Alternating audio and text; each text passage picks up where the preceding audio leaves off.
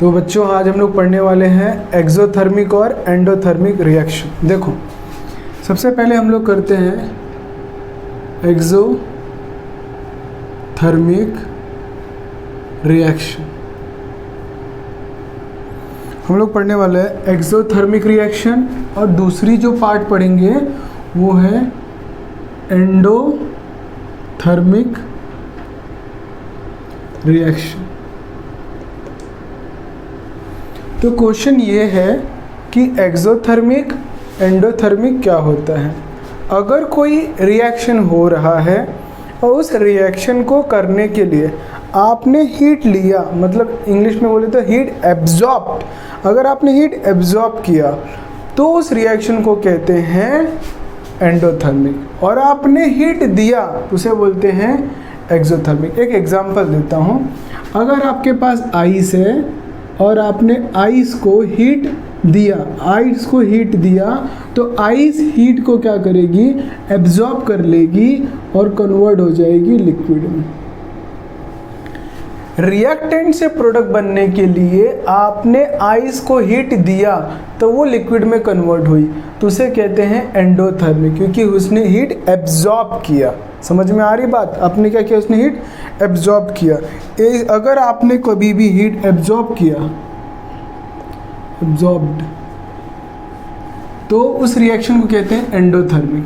कभी कभी ऐसा होता है कि रिएक्शन को करने के लिए सराउंडिंग से आप हीट लेते हैं, या फिर रिएक्शन हो इसलिए सराउंडिंग से कंटिन्यूअसली आपको उस रिएक्शन को हीट प्रोवाइड करनी पड़ती है। एग्जाम्पल, यहाँ पे रिएक्टेंट है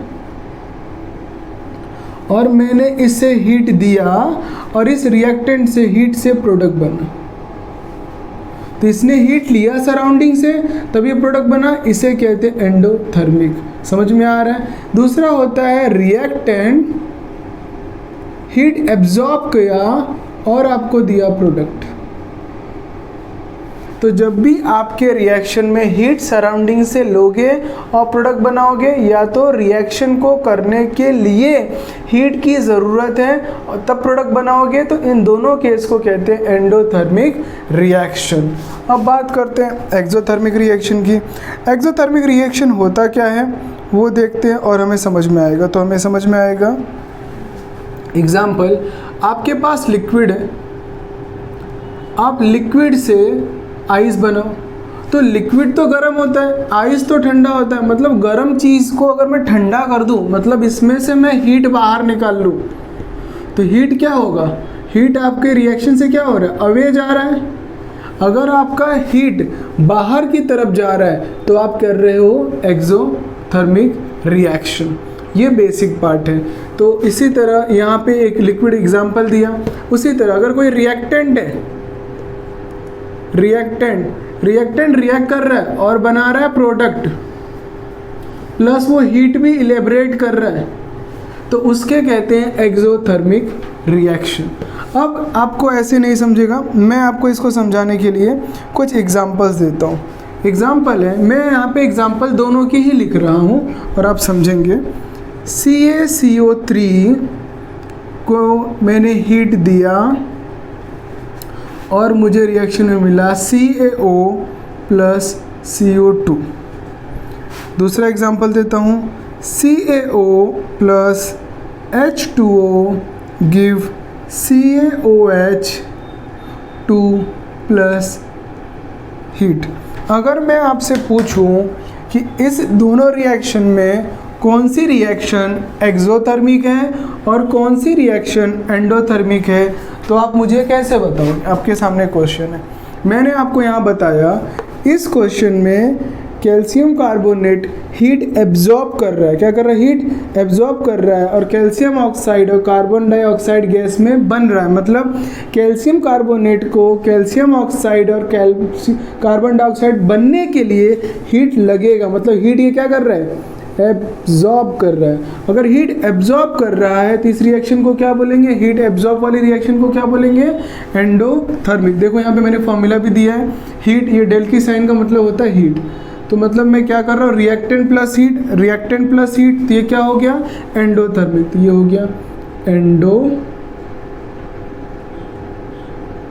थर्मिक रिएक्शन।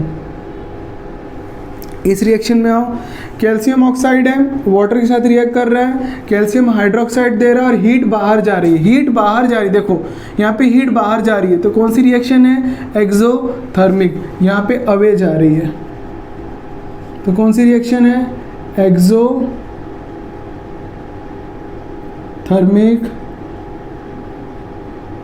रिएक्शन। कौन सी रिएक्शन है? Exothermic reaction. तो आपको मैंने ये दो एग्जाम्पल के थ्रू बता दिया कि आप कैसे पहचानोगे कौन सी रिएक्शन एंडोथर्मिक है, कौन सी रिएक्शन एक्सोथर्मिक है। अब मैं आपको इसके और भी एग्जाम्पल्स कराता हूँ ताकि आपको एकदम डाउट क्लियर हो जाए कि एक्सोथर्मिक और एंडोथर्मिक रिएक्शन को पहचानते कैसे। अब मैं आपको कुछ एग्जाम्पल बताता हूँ, आपकी बुक से ही मैं एग्जाम्पल लेता हूँ। एग्जाम्पल नंबर 1, HCl रिएक्ट कर रहा है सोडियम हाइड्रोक्साइड के साथ और आपको क्या दे रहा है? Sodium chloride plus H2O plus heat. दूसरा एग्जाम्पल लेता हूँ मैं आपको, 2KCl क्या कर रहा है? हीट ले रहा है सराउंडिंग से और क्या दे रहा है? 2KCl प्लस 3O2, हीट बाहर, ये थोड़ा मुझसे गलत हो गया, 2KClO3। ये दूसरा नंबर एग्जाम्पल है। तीसरा नंबर एग्जाम्पल है CaO प्लस H2O, ये तो मैंने अभी आपको कराया था, CaOH2 प्लस हीट। चौथा नंबर एग्जाम्पल है CaCO3 हीट ले रहा है और क्या दे रहा है? CaO plus CO2 outside. ये मैंने आपको 4 एग्जाम्पल लिखे। ये चार के चारों एग्जाम्पल आपकी टेक्स्ट बुक के हैं और हम इनसे चारों एग्जाम्पल को, आपको क्वेश्चन है कि इसमें से कौन सी रिएक्शन एक्सोथर्मिक है और कौन सी रिएक्शन एंडोथर्मिक है। अब मेरे ख्याल से आप मेरे फॉर्मूलाज देख के ईज़िली पहचान सकते हैं कि इसमें से कौन सी रिएक्शन एक्सोथर्मिक है और कौन सी रिएक्शन एंडोथर्मिक है। देखो सिंपल है, कुछ नहीं करना है। हीट यहाँ पर है, किस साइड है हीट? Product side. तो यहाँ पे जाओ, हीट प्रोडक्ट साइड है, तो कौन सी रिएक्शन है? एक्सोथर्मिक। आप डायरेक्ट लिख दो एक्सोथर्मिक, एक्सोथर्मिक रिएक्शन।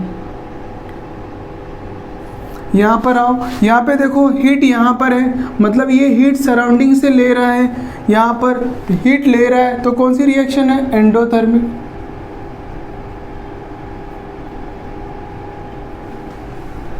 यहाँ पर देखो हीट किस साइड है? Product side. Heat product side है तो क्या होगा? एक्सोथर्मिक।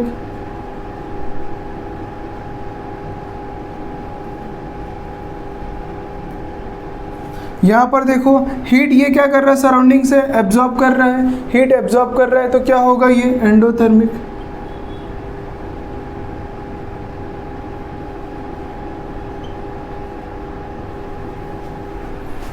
तो इस तरह आप इजीली पहचान सकते हैं इन सारे फॉर्मूलाज से कि ये एक्सोथर्मिक है कि एंडोथर्मिक है। बेसिक यही है कि जब भी कोई रिएक्शन हो रही है और हीट आपका अवे जा रहा है, हीट आपके रिएक्शन से बाहर निकल रहा है, तो एक्सोथर्मिक। अगर कोई रिएक्शन को करने के लिए आप हीट ले रहे हो तो एंडोथर्मिक। बेसिक यही है, ये है एक्सोथर्मिक और एंडोथर्मिक।